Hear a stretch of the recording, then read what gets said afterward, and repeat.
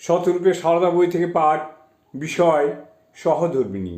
মঞ্জু ঘোষ, বিদুষী গৃহবধূ, কলকাতা। পরবর্তী অংশ।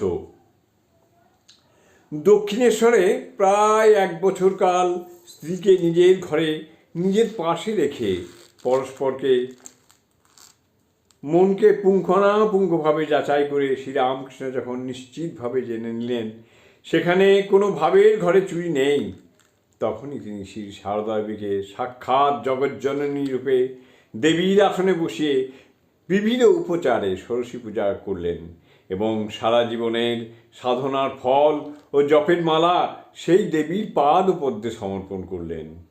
1220 সালের ফলহারিণী কালী পূজার দিনে মায়ের বয়স তখন 18 বছর।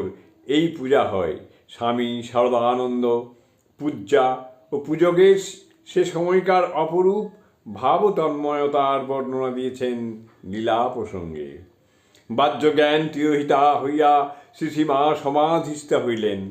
ঠাকুরও অর্ধবাহ্য অবস্থায় মন্ত্রোচ্চারণ করিতে করিতে সম্পূর্ণ সমাধিমগ্ন হইলেন।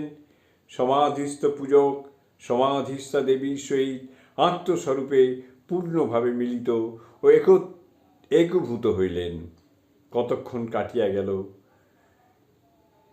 নিশার দ্বিতীয় প্রহর বহুক্ষণ অতীত হইল।